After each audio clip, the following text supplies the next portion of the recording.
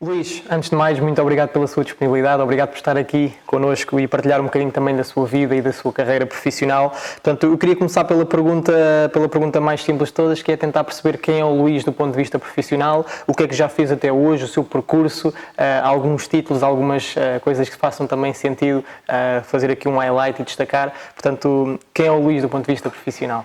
Antes de mais, obrigado pelo convite, é um prazer estar aqui a falar de futebol e daquilo que nos apaixona, e realmente o Luís Gonçalves é, desde que eu me lembro, um apaixonado do futebol, porque desde criança que sempre me lembro de jogar à bola, o futebol de rua para mim ainda foi uma realidade e era das coisas que, que eu me recordo logo desde a minha infância, jogar à bola na rua com os amigos, aquelas coisas de fazer os jogos de bairro contra bairro, etc. Portanto, e desde muito cedo que o futebol me apaixonou, claro, por influência do meu pai, naturalmente, porque o meu pai levou-me a ver o primeiro jogo oficial, digamos, ao estádio, foi ao estádio do Estoril Praia, na Amoreira, o António Coimbra da Mota, pronto, e uma paixão pelo futebol, e a partir daí comecei a praticar, mais ou menos sensivelmente com 10 anos.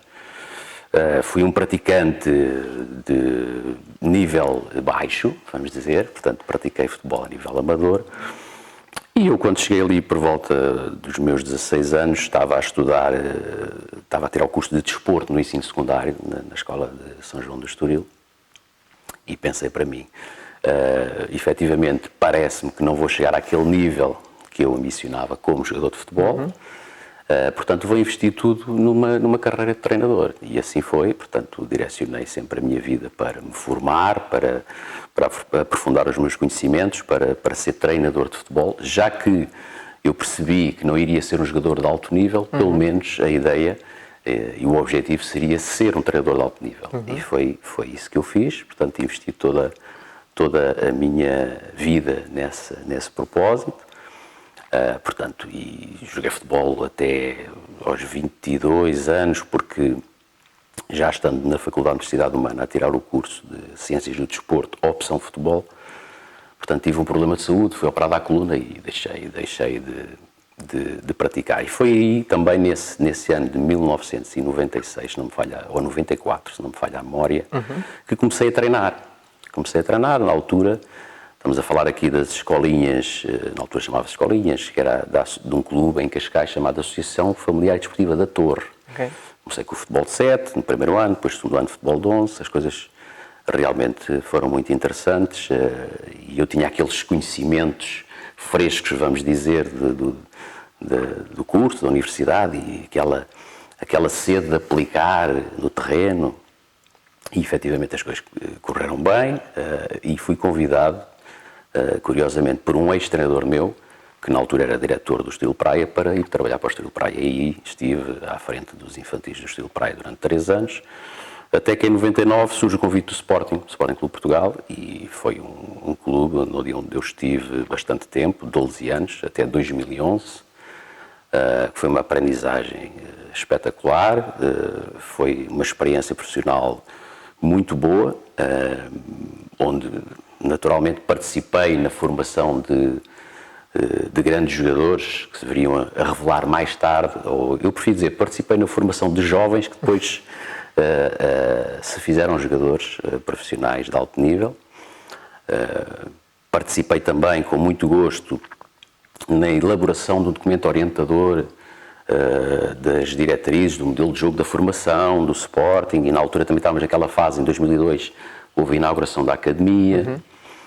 Portanto, foram realmente anos muito interessantes que passei, portanto, que exerci a minha profissão no Sporting, onde tive vários papéis: treinador adjunto, treinador principal de várias categorias, juvenis, júniores, equipa B e iniciados. Durante bastante tempo fui responsável pela equipa de iniciados e também fiz coordenação técnica como se chama, pré-formação, ou seja, dos iniciados para baixo. E foram realmente anos de muito trabalho, muito intensos, de muita aprendizagem. Fui 4 vezes campeão nacional, mas isso é pouco relevante, estamos a falar de um escalão de iniciados, porque Houve alguns campeonatos que eu não venci e que teoricamente merecia ter vencido, outros que venci, e se calhar a equipa mais forte era o Porto ou o Benfica, que normalmente a discussão era a 3. Portanto, a transição mantém-se. Portanto, até 2011 estive no Sporting, depois saí e tive a minha primeira experiência no estrangeiro, portanto, na Arábia Saudita. Estive também num clube que tinha um protocolo com o Sporting, curiosamente, embora já não estivesse ligado, não estivesse vinculado ao Sporting. Convidaram-me para fazer parte desse projeto, porque tinha esse passado todo. E estive no Al Ahly de Jeddah durante o ano. Foi uma experiência muito interessante, uma cultura muito diferente, a Arábia Saudita, um futebol também diferente. E em 2013 regresso a Portugal, concluo a minha formação enquanto treinador, portanto faço o curso UEFA Pro em 2013, concluo essa formação de treinador com essa licença e começo nesse ano, 2013, se não me falha a memória, tenho uma primeira experiência no Atlético Clube Portugal da Segunda Liga, com o Bruno Baltazar.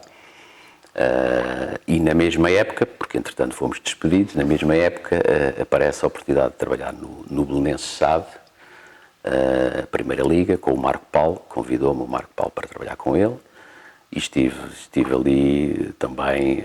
Durante essa época aconteceram várias coisas, portanto conseguimos que o Belenenses, que tinha acabado de subir à Primeira Liga, se mantivesse portanto, se mantivesse na Primeira Liga. Os últimos jogos, a parte final da época, já foi com o Lito Vidigal no comando.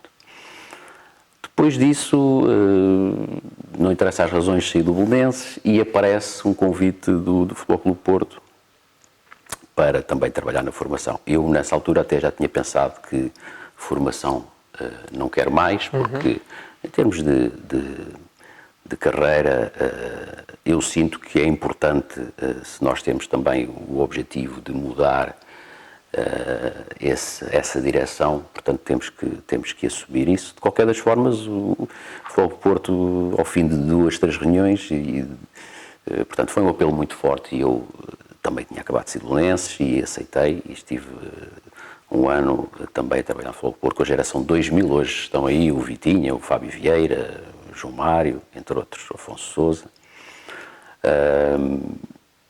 E também estive um ano no Futebol do Porto, muito interessante. Vivi um ano na cidade do Porto, que é fantástica. E logo na época a seguir aparece também o convite do Rui Bento para o acompanhar para o Tondela, para o clube, também na Primeira Liga. E estivemos lá há algum tempo, não muito, e realmente esta questão do despedimento de treinadores, infelizmente, é uma coisa que cada vez é mais frequente. Nós tivemos muito tempo e deixei, portanto, saímos. Em 2016, no princípio do ano, fui convidado para acompanhar o Abel Xavier para a seleção de Moçambique. E é interessante que eu nasci em Moçambique e quando vim para Portugal tinha 3 aninhos e nunca mais tinha regressado, embora sempre tivesse pensado em um dia ir de voltar, quanto mais não seja para conhecer. E o futebol moçambicano sempre me despertou a curiosidade. E esse convite surgiu, eu aceitei na hora, não hesitei, até porque era um regresso ao meu país de origem, onde eu nasci, e assim foi. Estive em Moçambique como selecionador adjunto entre fevereiro de 2016 e maio de 2018. Nessa altura resolvi sair e voltei para casa e aparece uma hipótese na China de trabalhar na Federação Chinesa. E aceitei esse desafio também, mais um país totalmente diferente, cultura diferente, uma experiência fantástica. Tínhamos um projeto muito interessante que era construir uma seleção para dali a 3 anos participar na Taça Asiática, mas essa experiência também só durou 1 ano. E porquê? Porque passado 1 ano, efetivamente, portanto, veio o convite do presidente da Federação Moçambicana de Futebol, na altura, o Sr. Alberto Simango Júnior, para voltar a Moçambique e assumir a seleção como selecionador. E, naturalmente, não podia dizer que não.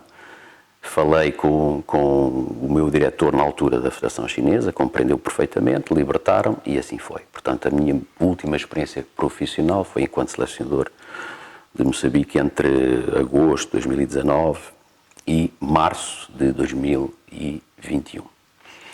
E pronto, é este o meu percurso, assim muito resumidamente. Claro que muitas aprendizagens, muitas experiências, muitas alegrias, algumas tristezas, naturalmente, mas diferentes níveis, diferentes funções, e eu penso que isso é importante para, neste momento, eu dizer que o Luís Gonçalves, com 50 anos, casado e pai de 2 filhos, como treinador e até possuindo a licença mais elevada que existe, que é a licença UEFA Pro, e como treinador que procura sempre atualizar-se e estar preparado para responder a qualquer desafio, sente-se realmente preparado para responder de uma forma positiva a qualquer desafio em qualquer parte do mundo. Eu aprendi por experiência própria que nós somos cidadãos do mundo. Não nos podemos dar ao luxo de dizer, não, eu sou português, tenho a família aqui, sempre vivi em Portugal e quero exercer a minha profissão apenas e só em Portugal. Não nos podemos dar esse luxo porque Portugal, efetivamente, depois de produzir imensos jogadores de altíssima qualidade, também continua a produzir, neste caso, treinadores de grande qualidade e nós, o nosso país, para o mal e para o bem, é demasiado pequeno para a quantidade e qualidade de treinadores que existem. Portanto, temos de estar preparados para estarmos a trabalhar em qualquer parte do mundo. Muito bem. Já passou por várias funções também, Luís. Eu queria perceber, como líder hoje em dia, que áreas de intervenção e que funções é que considera imprescindíveis numa equipa técnica de alto rendimento? Ou seja, amanhã, se tiver de entrar num projeto profissional e de rendimento, de que forma é que organiza a sua estrutura e a sua equipa técnica? Muito bem. Vamos partir de um pressuposto que é a situação ideal. Exatamente. Que me dizem, você pode trazer a sua equipa técnica, porque nós sabemos que o mercado muitas vezes não funciona assim. Claro. Pode condicionar. Eu posso dar um exemplo, a propósito, não tem problema nenhum. Eu, a minha segunda passagem pela Seleção de Moçambique enquanto selecionador nacional, apenas me foi dada a oportunidade de levar 2 adjuntos comigo. Portanto, a nossa equipa técnica era composta por 6 elementos, 3 portugueses e 3 moçambicanos. Mas o que é que eu considero essencial? Naturalmente, um treinador adjunto, ou 2 treinadores adjuntos, depende. E o treinador adjunto tem que ser realmente aquela pessoa naturalmente competente e conhecedora da metodologia do treino, como é lógico, conhecedora do jogo, do futebol em geral, mas acima de tudo um homem de confiança. Isso é fundamental. Portanto, 1 ou 2 treinadores adjuntos, um preparador físico, e muitas vezes isto não significa que nós, no nosso trabalho diário, façamos essa distinção muito vincada de tu és o preparador físico e só fazes certas e determinadas tarefas, mas de qualquer das formas eu considero que é importante haver alguém responsável por essa área. Portanto, os treinadores adjuntos que trabalham comigo são chamados muitas vezes a intervir em outras áreas que não são à partida aquelas que são específicas deles. Não sei se me estou a fazer entender. Sim. Portanto, o preparador físico, naturalmente, o treinador de redes, como é evidente, um analista, ou 2, depende, porque cada vez mais o volume de trabalho a isso obriga, e depois, e estamos a falar, digamos, do corpo técnico mais restrito, mas depois considero muito importante, por exemplo, a existência de um mental coach ou psicólogo, se houver essa oportunidade, porque infelizmente, e em Portugal ainda não há muito esse hábito, embora eu conheça alguns clubes que têm, mas são raros, um nutricionista naturalmente, e depois aqueles técnicos que, não sendo diretamente da equipa técnica, também contribuem, por exemplo, o fisioterapeuta, etc. Mas aí já estamos a entrar mais no departamento médico, embora eu pense que tenha que haver aqui uma estreita ligação entre o departamento médico e a equipa técnica, o recuperador físico, a figura de recuperador físico, se queira chamar, mas fundamental, naturalmente, são estas figuras, é o treinador adjunto, o preparador físico, o treinador de guarda-redes, o analista e o mental coach. Eu penso que será, se houver essa oportunidade, uma mais-valia, e tem que ser um elemento que faz parte da equipa técnica. E tem que ser alguém que também perceba de futebol. Quando nós dizemos que perceba de futebol seja conhecedor minimamente não é só do jogo, mas também da metodologia do treino, para perceber como é que interagimos, que caminho vamos seguir, e todas estas informações são importantes para depois, na partilha, eu gosto muito do diálogo, e cada treinador tem o seu estilo de liderança, e mesmo não só liderança perante o grupo de jogadores, mas também perante os seus digamos, os seus colegas subordinados, vamos dizer, aos seus colaboradores da equipa técnica. Portanto, cada treinador tem o seu estilo de liderança. Eu, pessoalmente, gosto muito de promover o diálogo, gosto de que todos deem a opinião. Claro que depois há certos momentos em que o preparador físico, ou o treinador guarda-redes, ou o analista tem a sua área específica e tem essa autoridade para intervir nessa área específica. E começando uma semana de trabalho, que informações é que precisa dessas várias áreas de intervenção para começar a semana e ter a certeza que está preparado para enfrentar os desafios? Ok. Normalmente, e vamos supor que houve jogo, normalmente, portanto, eu gosto que todos me façam um relatório, por mais simples que seja, de avaliação do jogo. Uma coisa escrita. Depois, naturalmente, há a informação que é trazida pela avaliação do jogo, a análise do jogo da própria equipa, feita pelo analista, mas eu pessoalmente gosto de ver o jogo na íntegra, independentemente de saber que vou receber um relatório do analista com a sua análise e também porque ele conhece a nossa metodologia de treino, o nosso modelo de jogo, etc. Eu gosto de ver o jogo na íntegra, mas esse relatório que cada elemento de equipa técnica me deve dar, até pode ser uma coisa, como eu disse, muito simples, de forma escrita, porque depois vai levar à promoção daquela reunião de debate e diálogo para partirmos para a nova semana de trabalho. Claro que depois todos os relatórios que têm a ver com o controle do treino, mas eu gosto já do trabalho filtrado. Okay. É evidente, o treinador principal não tem que estar a analisar todas as fichas, todas as estatísticas, etc. Não é? Portanto, essa pessoa, neste caso o preparador físico ou o fisiologista do treino, depende da denominação, portanto, tem que filtrar esse trabalho e dar essa informação. Porque essas informações que são fundamentais nós termos para percebermos como é que a equipa está, como é que os jogadores estão.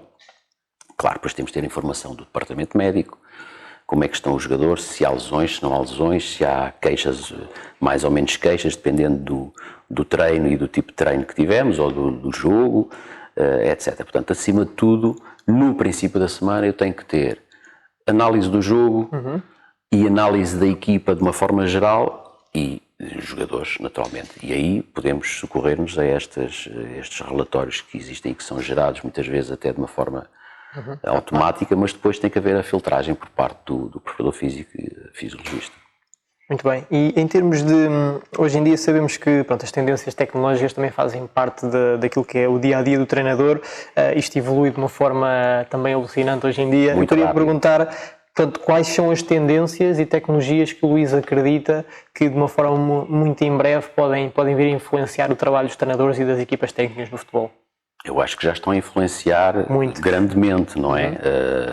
Hoje em dia é muito fácil nós termos acesso a jogos em plataformas e isso é fundamental porque muitas vezes não é possível nós assistirmos ao vivo, mas depois tudo o que é tecnologia que nos dê informação em tempo útil, e aí lá está, quando eu falava da questão da filtragem da informação, nem toda a informação é importante. Ou eu vou dizer de outra maneira, toda a informação é importante, mas nós temos de saber escolher aquela que em determinado momento é a mais importante.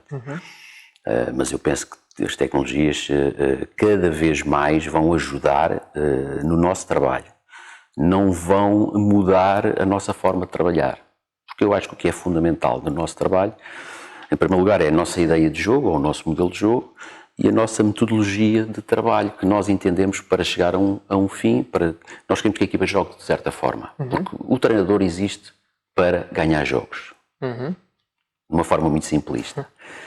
Claro que eu prefiro ganhar jogos com a minha equipa a jogar bem, de determinada forma, de acordo com as minhas ideias, com o meu modelo de jogo.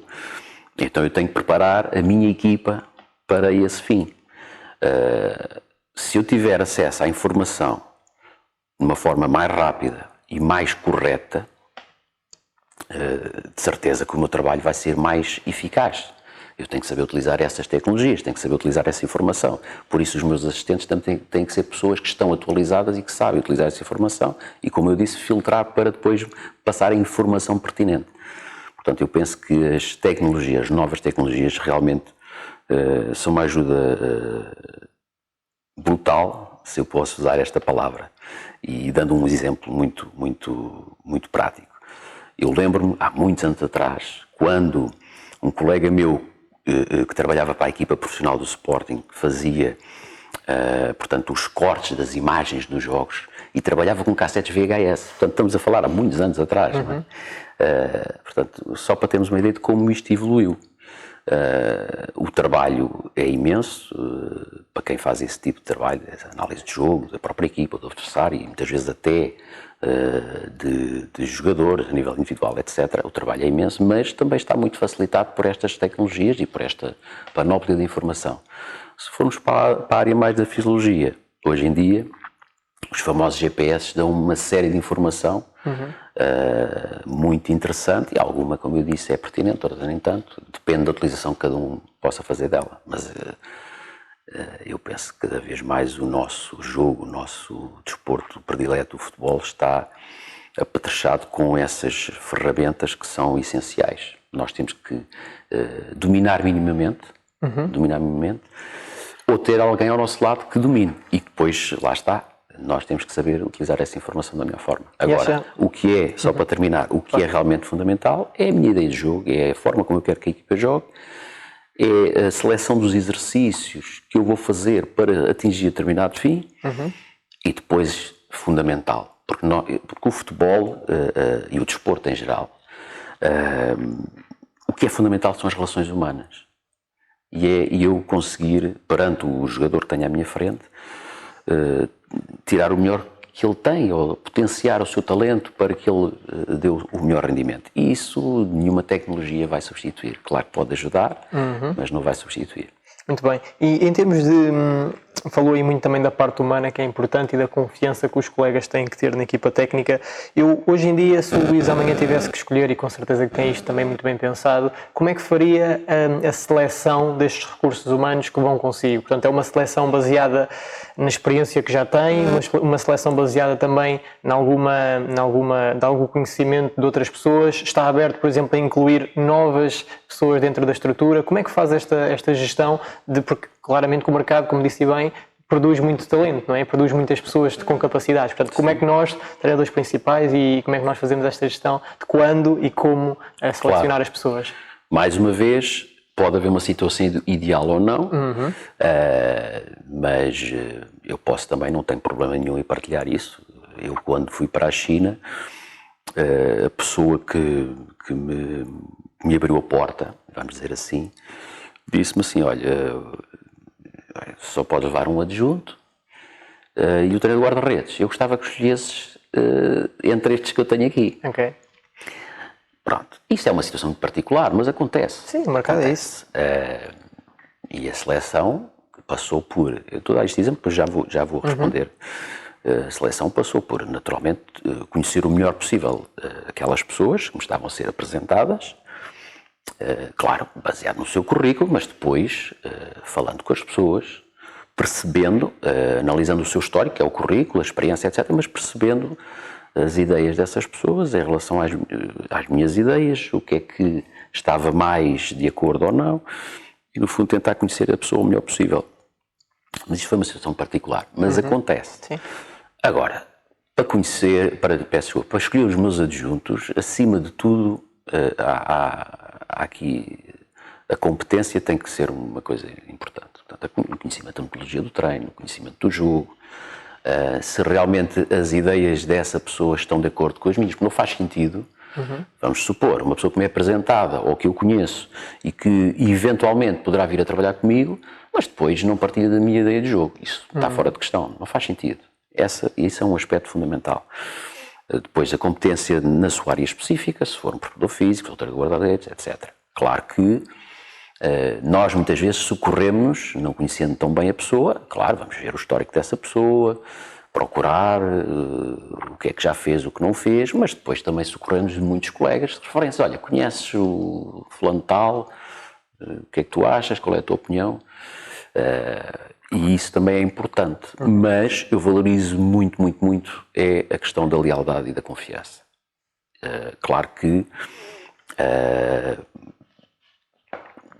muitas vezes tu só consegues avaliar com exatidão quando já estás no processo, quando já estás a trabalhar, quando já estás com essa pessoa integrada na equipa técnica é que tens realmente a plena noção. Mas à partida há indicadores e há referências e há o histórico, mas a competência tem que ser uma coisa mesmo muito importante, porque eu não posso contratar ou aceitar na minha equipa técnica alguém só porque me é proposto por um amigo, ou alguém só porque, olha, eu sou treinador de guarda-redes ou sou preparador físico e gostava muito de trabalhar contigo. Tem que haver um mínimo conhecimento e eu procuro conhecer ao máximo essa pessoa e depois é aquela relação, a conversa.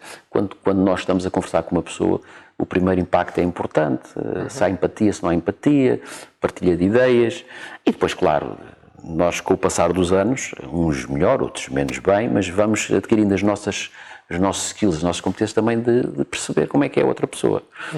Mas aqui a confiança é fundamental.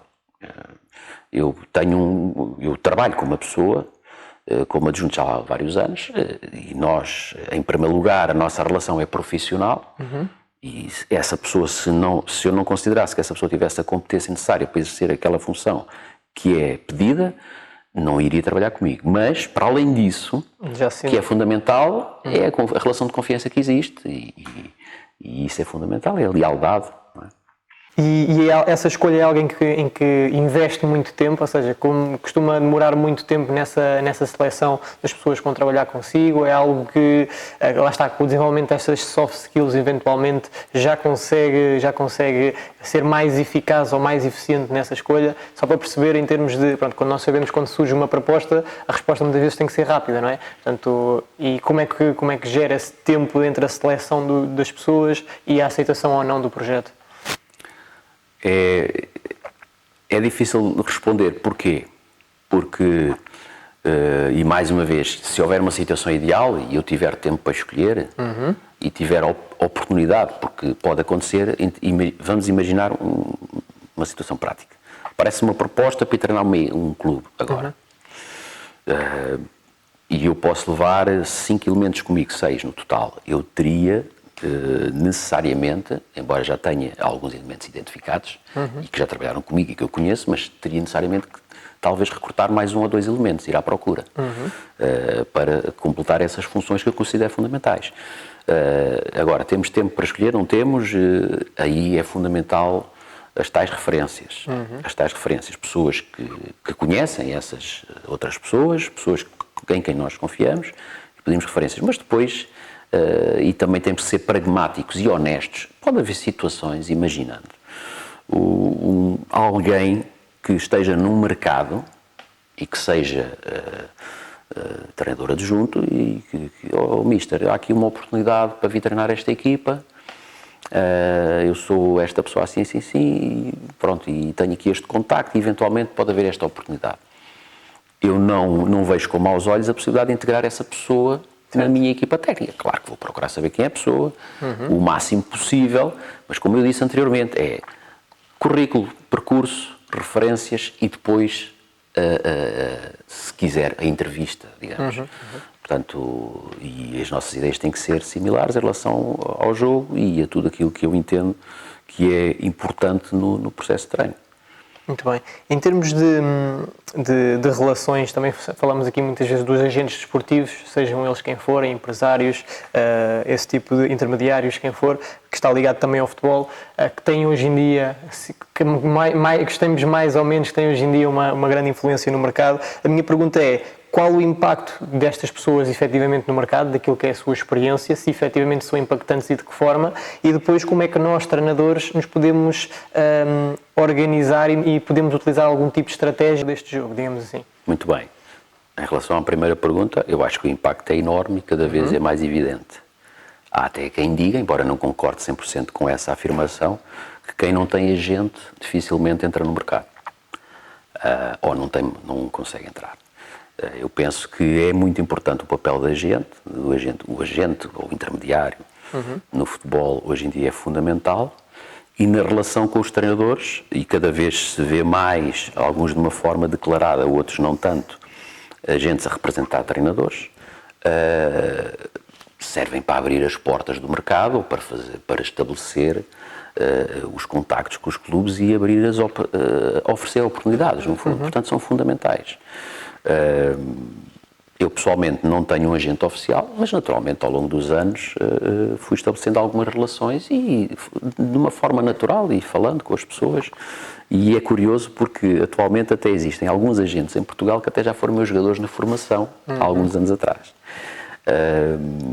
Portanto, eu penso que o papel do agente no futebol é realmente importante. Claro que, e sei que isso é um assunto de grande discussão, se são nocivos ou não, se são bons ou são maus. Isso, como em todas as profissões, também há treinadores e há jornalistas e há médicos, etc., que há bons profissionais e maus profissionais. E há pessoas que estão não só para ganhar o seu dinheiro, porque quem trabalha tem direito a ganhar o seu dinheiro, e acho muito bem, mas também para ajudar a valorizar quer o jogador ou o treinador. Estamos a falar do caso de treinadores. Acho que um agente tem que ajudar também a promover a imagem do treinador, a valorizar.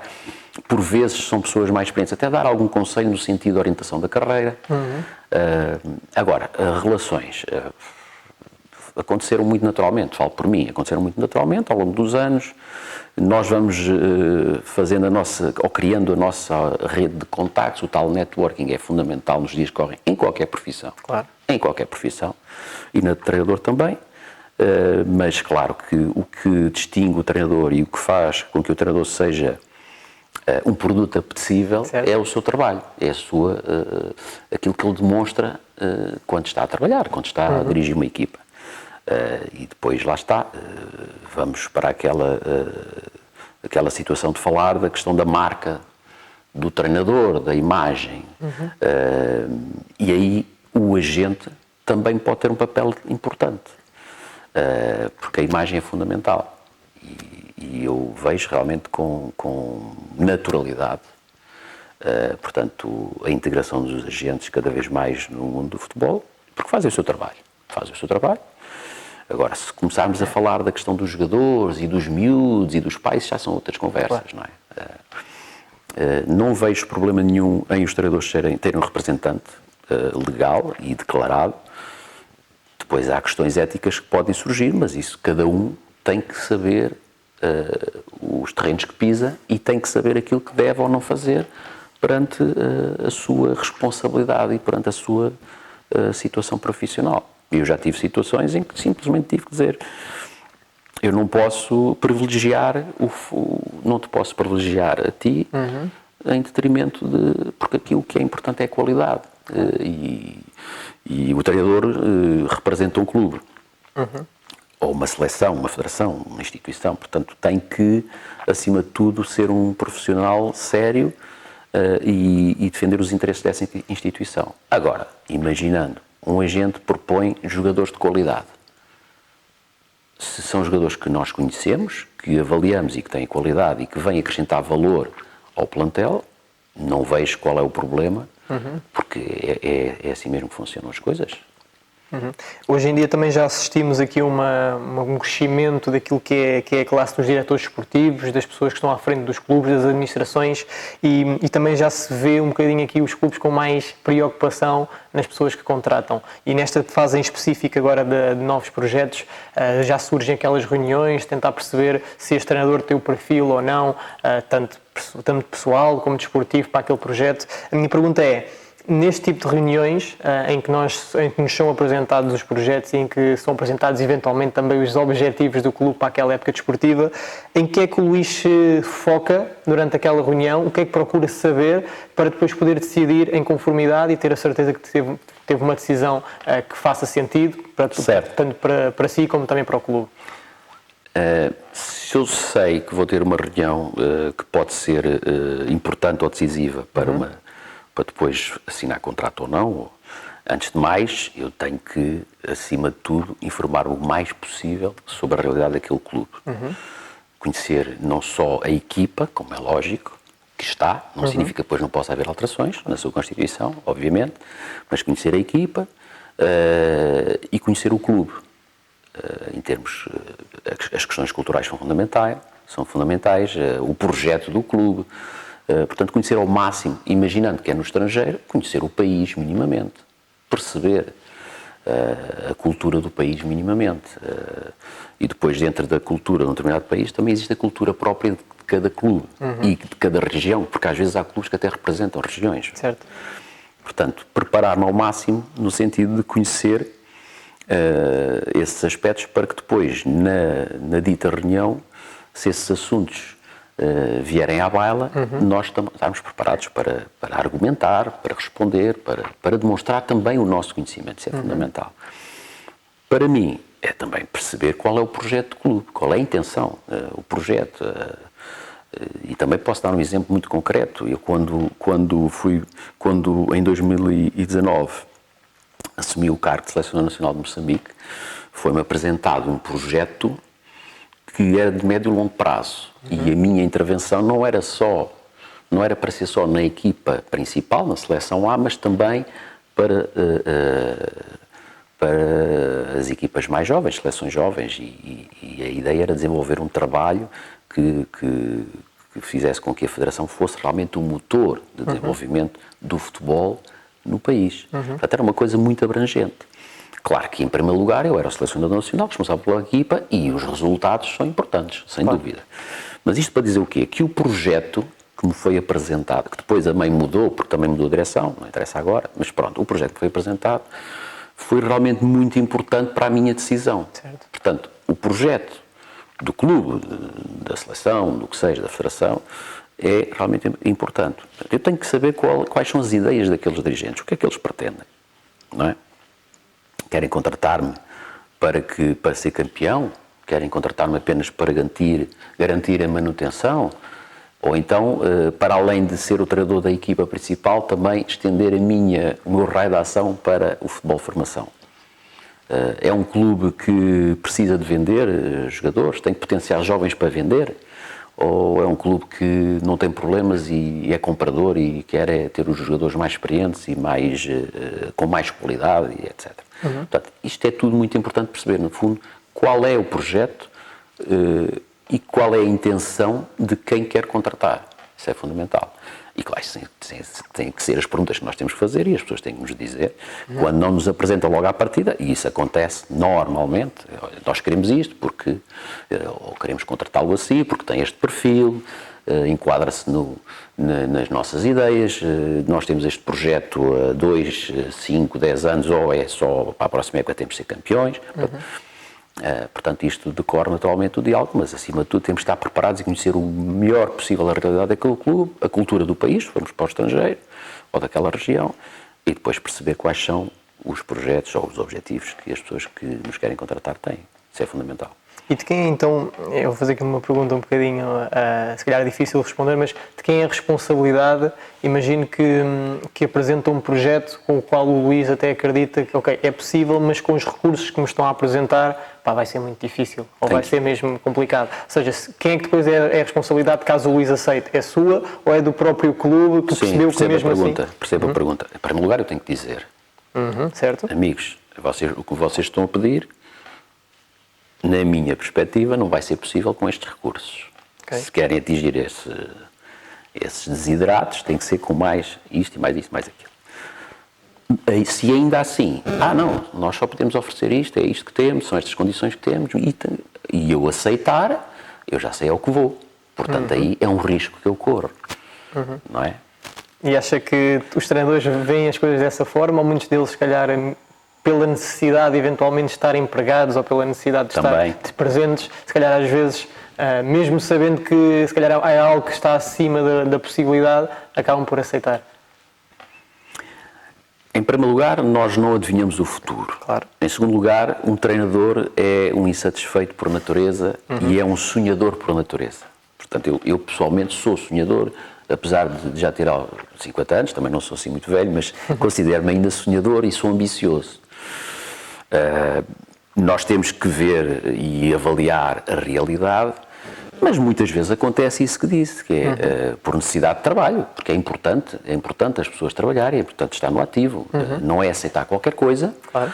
É perceber realmente o projeto, perceber se temos condições para atingir aquilo que nos pedem, Mas também acredito que muitas vezes os treinadores aceitem, à partida sabendo que vai ser difícil, mas depois têm aquela ambição, têm aquele sonho e têm a confiança própria de que são capazes de fazer algo mais, mesmo com poucos recursos. E isso o treinador português é exemplar, penso eu. Pelo menos aquilo que tenho visto e até aquilo que tenho vivenciado, o treinador português muitas vezes consegue fazer muito com pouco. E quando eu digo treinador português não significa que sejamos todos iguais, evidentemente, mas pronto, há aqui um padrão, vamos dizer. Portanto, é uma mistura das várias razões. O facto de a necessidade de estar no ativo é fundamental, e eu não tenho problemas em o dizer, eu estou parado já há um ano. Nunca na minha carreira, e trabalhei em diferentes níveis e em diferentes funções, tive tanto tempo parado. Portanto, nós queremos trabalhar, nós gostamos do treino. Eu sinto uma falta enorme de estar no treino, de preparar a equipa, da competição. Agora, também não podemos aceitar qualquer coisa que apareça, vamos dizer assim, de uma forma muito simples. Mas depois há esta questão. Às vezes acontece isso. Epá, se calhar eu preciso de mais isto para atingir aquilo que me pedem, mas ainda assim eu vou arriscar porque acredito na minha capacidade, acredito que... E efetivamente isso é bom que seja assim, porque se isto fosse uma situação só de causa e efeito, tipo matemática, então, quer dizer, também perdi um bocado a graça, não é? Esse é o desafio, por isso é que nós vemos equipas com, às vezes, poucos recursos atingirem grandes objetivos e superarem outras que têm tudo, e isso, na minha opinião, é a beleza do futebol também. Concordo. Muito bem. Como é que, agora, como disse bem, está parado há algum tempo, portanto nós consideramos isto aqui uma fase de transição entre projetos. Sim. O que é que faz? Ou seja, que tipo de, como é que investe o seu tempo, a sua energia, o que é que tem feito, procura estar atualizado, procura ver, Claro. Queria perceber um bocadinho como é que Muito o Luís, bem. neste período, o que é que tem feito para Há se uma preparar? palavra que tem que estar sempre presente na nossa vida, independentemente da idade que tenhamos, que é aprender. E é o que eu procuro fazer, é aprender, atualizar-me. Naturalmente que vejo muitos jogos e vejo jogos que não tinha oportunidade de ver quando estava no ativo, porque quando estamos no ativo estamos muito focados naquilo que é nosso, os nossos adversários, os nossos jogos, o nosso processo de treino, etc, etc. Tento ver e acompanhar naturalmente outros campeonatos que não conheço tão bem, leio bastante, tenho tido algumas colaborações aqui e ali na televisão ou na rádio, quando me convidam, com todo o gosto, mas acima de tudo é procurar estar e procurar novos projetos, que isso faz parte do nosso trabalho também. Claro. Mas estar atualizado é fundamental. E depois uma coisa muito importante, que é o tempo para a família. E eu, no meu percurso, nas vezes que estive no estrangeiro, nunca tive a oportunidade de ter a minha família comigo. E pronto, isso realmente é uma situação que pesa um bocadinho, e quando, por uma situação não desejada de não estar no ativo, estou em casa, pelo menos a família ganha um pouquinho mais da presença do Luís. Portanto, o tempo à família também é importante. Agora, acima de tudo, aprender. Procurar manter-me atualizado, participar em formações, no fórum do treinador, no curso, nos workshops A, B ou C, ouvir outros colegas, quando possível fazer um estágio com outro colega, nem sempre é possível, mas no fundo é manter-nos vivos, no sentido de estarmos atentos, estarmos disponíveis e preparados para quando um desafio surgir. Isso é o fundamental, é que nós temos que estar preparados. E eu não sei se amanhã vou estar a treinar em Portugal, na China, no Brasil, na Arábia Saudita, em Moçambique, em África, não sei. Portanto, eu tenho que estar preparado. E também faço muito o quê? Leituras que às vezes vão ficando na prateleira. Tipo, começas a ler um livro, pá, mas agora já não tens mais tempo, tens que fazer as tuas coisas, do teu trabalho, da tua atividade, etc. E aquele livro vai esperar um bocadinho, depois vamos voltar. Isso é importante. Também gosto, de vez em quando, ler coisas fora do futebol. Okay. E claro, também, quando falamos aqui do tempo de família, não é?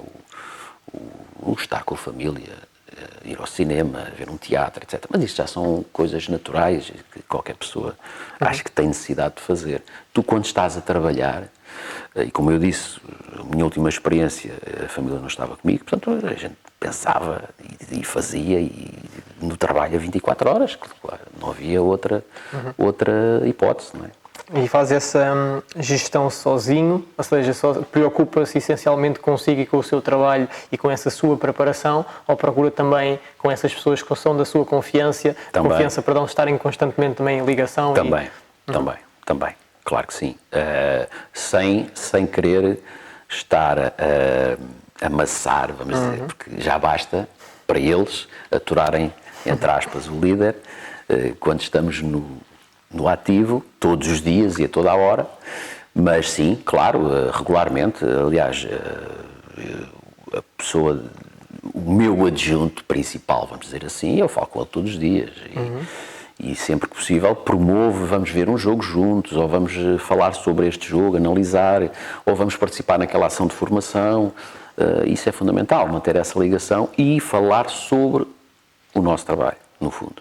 Muito bem. E qual foi a melhor coisa, ou assim a coisa mais impactante que alguém já fez por si no futebol? Já tem, como disse, também muitos anos de carreira, portanto começar em 93, 94, eu acredito que tenha conhecido muito boas pessoas. Sim, e portanto queria perceber um bocadinho isto, porque como nós sabemos não fazemos nada sozinhos.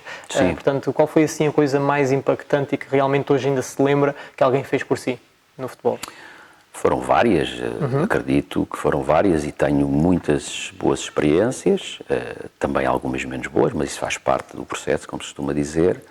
Mas estando aqui a dar volta à cabeça em relação a essa pergunta, e até pelo significado que ela teve, eu posso dizer que o presidente Simango, na altura era presidente da Federação Moçambicana de Futebol, que me ligou para a China e confiou em mim e acreditou na minha pessoa e no meu trabalho e convidou-me para assumir a seleção. Acho que isso foi realmente impactante. Agora, tive muitas situações ao longo deste meu percurso que ainda vai a um quarto, não sei, meio, um quarto, não sei. Mas, e felizmente, são sempre situações em que as pessoas se preocupam umas com as outras. E lá está, aqui há pouco falámos dos agentes e do networking, mas as coisas foram acontecer naturalmente. Um colega que foi teu colega de equipa no futebol, foi teu colega enquanto jogador, ou que foi colega de escola, de faculdade, e pá, há aqui uma oportunidade, estás interessado. Depois, felizmente, eu posso dizer que não tive assim situações que diga, pá, tive grandes dificuldades, grandes problemas. Não, felizmente, sempre onde estive, criei muitos amigos, excelente ambiente, pessoas de trabalho, cada um a remar sempre para o mesmo lado, a atingir os seus objetivos. Às vezes não foi possível atingir objetivos de paciência, mas continuamos amigos como dantes. E mas penso que talvez essa tenha sido, digamos, porque também é mais recente. Exatamente, muito bem. E qual é o contributo então, falamos aí também muito daquela questão da diferença eventualmente, ou os impactos daquilo que é o ensino mais formal, o ensino mais informal, mais prático, e fala-se muito disto hoje em dia, até com aquela questão de os ex-jogadores terem a oportunidade, pronto, tudo isto. Queria perguntar, na sua opinião, Luís, ou seja, se tivéssemos que pesar aqui de um lado ou de outro, como é que as duas coisas, o ensino mais formal e o ensino mais prático, se interligam e qual é que é a sua opinião sobre esta questão de preparação depois para aquilo que é realmente importante, que é para o contexto? Certo. Primeira questão, e a frase sábia que o saber não ocupa lugar, para mim é uma verdade. Independentemente se eu procuro esse conhecimento numa primeira fase de uma forma mais académica, ou mais teórica, ou o que seja.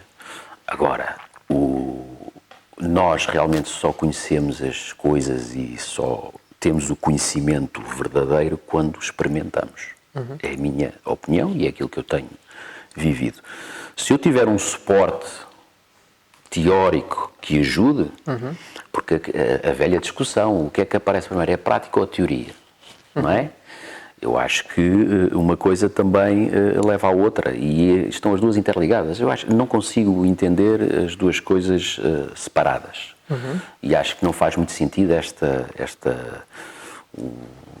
o treinador que foi jogador e o treinador que não foi jogador profissional, mas foi jogador. Eu fui jogador enquanto pude, até a minha saúde deixar. E o que é facto é que hoje em dia eu não acredito que haja um treinador de alto nível, independentemente de ter sido profissional enquanto praticante, que não se prepare para ser treinador. Ou seja, explicando melhor, a teoria e a prática têm que andar de mão dada sempre. Ok? Agora, quando tu realmente aprendes, é quando estás a fazer, é quando estás no treino, é quando estás com as mãos na massa, vamos dizer. Claro que se tu tiveres à partida um suporte teórico que até às vezes te diga assim, olha, aquilo que eu aprendi lá atrás, nos bancos da faculdade ou o que seja, não é nada daquilo, porque aqui é diferente. Ou então, aquilo que eu aprendi lá atrás vem confirmar aquilo que está a acontecer. Ou aquilo que eu aprendi lá atrás vem-me ajudar a tomar certas e determinadas decisões. E o saber não ocupa lugar, portanto não vejo mal nenhum. Portanto, seja na via académica, seja nos cursos proporcionados pela Federação, ou pela UEFA, ou o que seja, ou nos workshops, nos seminários, etc. Falar de futebol, analisar, recorrer a pessoas que têm uma vasta experiência e que partilham a sua experiência, e aí é fundamental nós termos essa capacidade de partilhar, e aí lá está, o treinador português também deu passos muito importantes nesse sentido. Eu quando comecei, era raro ver esta partilha que existe hoje em dia, era raro, e hoje qualquer treinador não tem problemas em partilhar, digo de uma forma genérica. Portanto, eu penso que a teoria e a prática têm que andar sempre de mãos dadas. Claro que é no terreno é que nós aprendemos a sério, vamos dizer assim. E sendo então a Footstage aqui uma plataforma que coloca os treinadores em contacto direto uns com os outros e com o contexto profissional, que influência então acha que nós podemos ter neste suporte de tanto dos aspirantes como aquelas pessoas que já estão dentro do contexto profissional? Eu acho que acho que para já são vamos dizer, um projeto inovador. Porque realmente, aquilo que conheço, vocês conseguem dinamizar muita gente e proporcionar a muitas pessoas que são aspirantes a treinadores ou que estão em início de carreira, a terem um contacto mais direto com pessoas que já estão a meio de carreira e que são mais experientes e que já têm outro tipo de vivência, e isso é fundamental. Eu, quando comecei, não tinha acesso a essa possibilidade, não tive essa possibilidade, não tive acesso a isso e tinha que procurar de outra forma, e hoje em dia, portanto, é importante haver este tipo de projetos, e vocês acho que são pioneiros, e parabéns por isso, porque realmente proporcionam essa possibilidade a esses novos treinadores que querem ter acesso a pessoas mais experientes e que possam partilhar conhecimento. No fundo é isso que se trata, é partilhar experiência e conhecimento, e depois uma coisa leva à outra, o abrir de portas também acontece por via disso. Eu, no meu caso, posso dizer, o acesso ao conhecimento e a essas pessoas fazia-se muito porque um amigo conhecia alguém, ou porque eu próprio vencia a minha timidez e ia falar, olha, eu sou o Luís, eu estou aqui a começar, gostava de ser treinador, posso assistir ao seu treino, pronto. E depois havia mais ou menos receptividade do outro lado. Posso dizer que, por exemplo, aprendi muito nos cursos de treinadores, e não tanto, não estou a menosprezar, não tanto nas aulas, vamos dizer, mas na partilha, nos intervalos, naqueles momentos em que estás a falar com outros colegas, e felizmente o curso de treinadores, tu tens colegas que estão a trabalhar em Portugal, outros estão fora, uns estão a trabalhar na formação, outros no alto nível, profissional, etc, etc. Portanto, com muitas experiências, muitas vivências, diferentes idades. E foi assim que eu tive acesso a essas pessoas. Hoje em dia, vocês proporcionam isso de uma forma mais simples, digamos, não ia dizer fácil, mas mais simples, mais direta, exatamente. Portanto, isso acho que é muito bom. E colega que gostava de ver entrevistado para nós também numa entrevista deste género, para partilhar também um bocadinho aquilo que tem feito? Se me pergunta quais são os treinadores que eu mais admiro, pode ser. Eu, por exemplo, não sei se já entrevistaram o José Mourinho. Ainda não. É realmente um treinador que, por tudo o que fez até hoje e continua a fazer, e pelo seu caráter, é um treinador que eu realmente admiro muito e gostava que vocês o entrevistassem se tivesse essa oportunidade, mas há muitos outros.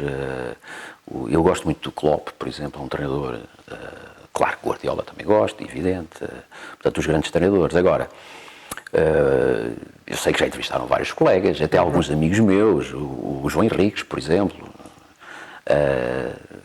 Não sei se já entrevistaram o Carlos Carvalhal, é um treinador que eu aprecio muito em Portugal. Em breve. Pronto. Gostaria também de falar de um nome que é o de Ricardo Formosinho. Ok. Conhece, com certeza, que é uma pessoa que eu tenho tido o privilégio de cada vez conhecer melhor. Temos interagido muito, é um excelente homem e um ótimo treinador e que tem um percurso e um currículo também enorme. Recentemente foi campeão no Sudão, independentemente das pessoas possam falar da África ou não África. E é um treinador que já trabalhou como adjunto de Mourinho também, claro, no Tottenham, no Manchester, etc. Pronto. Mas há muitos. Jorge Jesus acho que é imperativo. Não sei se já entrevistaram o Jorge Jesus, mas não. Acho que é imperativo. É imperativo por tudo o que ele representa. Como treinador, grande treinador que é, de grande qualidade, mas também pela sua forma muito particular de estar. E acho que é interessante, porque pode ser também mais um momento de aprendizagem. Rui Vitória, por exemplo, não sei. Admiro muito Rui Vitória também. Portanto, há vários. Quer dizer, felizmente, eu ia dizer Luís Gonçalves, mas já estamos aqui, portanto, não, mas felizmente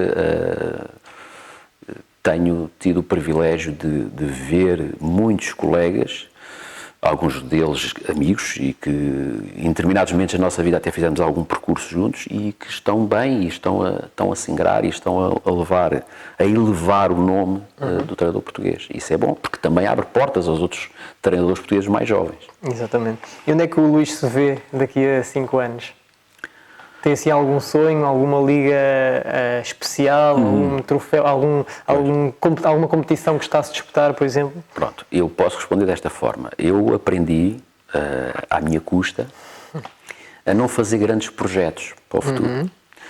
O que eu gostava daqui a 5 anos, ou já amanhã, sim, era de estar a treinar uma equipa e estar no ativo. Isso é fundamental, porque é a nossa profissão, é o exercício daquilo que nós mais gostamos de fazer e, felizmente, nós, treinadores, somos daqueles que faz aquilo que gosta, tem a profissão que gosta, porque é uma profissão que se escolhe, não é uma coisa imposta, porque é preciso grande paixão, é preciso grande dedicação, muitas vezes com prejuízo da família, como todos sabemos. Pronto. Agora, se me perguntar o que é que, assim, olhando, a Premier League em Inglaterra, para mim é o melhor campeonato do mundo. Daqui a 5 anos eu acho que teria que haver realmente, os astros deviam estar todos alinhados para que o Luís Gonçalves entrasse na Premier League. Mas o que é fundamental é que daqui a 5 anos eu esteja bem de saúde e no ativo, de preferência. Muito bem. Onde é que nós estamos? Eu gostava que falasse um bocadinho aqui sobre este local, certo, porque também é muito particular nesse sentido. Portanto, particular. Onde é que nós estamos e o que é que isto também representa para si? Muito bem. Pronto, em primeiro lugar, o local escolhido foi em Carnaxide. Estamos em Carnaxide, que é no fundo onde eu vivo, é uma vila muito simpática. E o Centro Cívico de Carnaxide. O Centro Cívico de Carnaxide é um local onde se cruzam várias gerações, que tem vários serviços, e comércio, e restaurantes, etc., e um jardim e tal, por aí fora. Portanto, é um local que eu considero muito interessante e agradável para se estar e onde se cruzam, como eu disse, várias gerações. Portanto, pessoas menos jovens com crianças e jovens aqui convivem bastante. E neste local, exatamente particular, no fundo, e aconteceu, nós estamos aqui no salão paroquial da Igreja de Carnaxide. Qual é o significado para mim? Para mim tem um significado especial porque eu sou católico, eu sou crente. E por acaso um dos meus filhos até foi batizado aqui na igreja ao lado. Mas de qualquer das formas eu até podia ter escolhido outros locais. Por exemplo? O estádio António Coimbra da Mota, do Estoril, como eu disse há pouco, foi onde eu vi o meu primeiro jogo quando era criança e lembro-me. E foi aí que eu fiquei, portanto, admirador de um jogador chamado Rui Manuel Trindade Jordão, o Jordão, que já faleceu. Portanto, poderia ser outro local, como há outros. Eu, por exemplo, podia ter escolhido também a Baía de Cascais, porque eu cresci em Cascais e é uma zona realmente particularmente agradável e que eu gosto bastante. Ainda hoje os meus pais vivem lá, etc. Pronto. Mas aqui este local é realmente um local muito interessante, por isto tudo que eu já expliquei, e acho que é das coisas boas que esta terra tem, é este centro cívico e E esta Sem dúvida, muito simpático, sem dúvida. E queria fazer-lhe mais uma pergunta. Há muita gente, como é óbvio, a querer fazer disto a sua vida e a querer ser treinador de futebol. Eu tenho duas questões que eu acho que são importantes esclarecer. Ou seja, primeira, o que é que o público em geral não vê e que só os treinadores é que sentem? Porque com certeza que haverá aqui algum caráter também emotivo e associado à profissão. E depois uma última mensagem que possa dar também às pessoas que querem fazer disto vida e que lutam todos os dias e investem na sua carreira. O que é que lhes podemos dizer neste momento? Uma palavra de conforto, uma palavra de seguimento para aquilo que estão a fazer? Pronto, em relação ao que o público em geral não vê, no fundo, a dedicação e as horas imensas que nós passamos a dedicar à causa, com todo o gosto e toda a paixão, isso ninguém pode negar, e naturalmente por vezes acontece aquele sentimento de injustiça que todos os treinadores já devem ter sentido, de uma forma ou de outra, mais ou menos, quando as coisas não correm tão bem e são realmente, portanto, criticados, mas isso faz parte e nós temos de saber lidar com isso. Mas realmente o grande público não vê isso, não vê essa situação em que o treinador dá a sua vida, entre aspas, e no fundo está a viver ali uma situação, às vezes, que é complicada e que tem que saber lidar com ela, ou lidar de uma forma, ou lidar sozinho, ou com a ajuda de outras pessoas, pronto, mas isso faz parte. Portanto, eu acho que isso o grande público não vê, nem nunca há de ver, e acho que não faz sentido, não tem que ver, porque o futebol é paixão, é jogo e é emoção, portanto, quem está do outro lado e é adepto e aplaude, está lá só para isso, não tem que estar preocupado com o resto.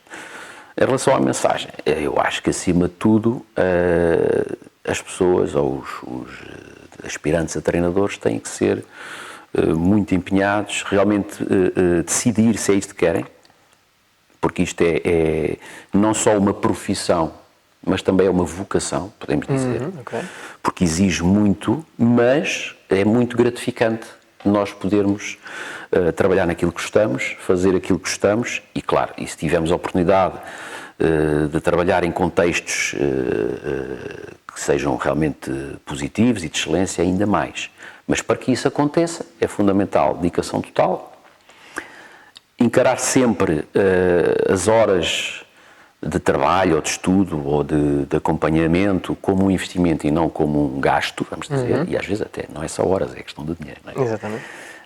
Investir bastante e acreditar sempre em si, isso é fundamental. Acreditar sempre não significa ser teimoso e não mudar de opinião, porque isso acho que o ser humano tem que ter essa plasticidade, tem que ter essa capacidade de perceber quando o caminho que eu estou a seguir se calhar não é o melhor, então a mudar, mas ser convicto e acreditar em si no seu trabalho, mas nunca desistindo.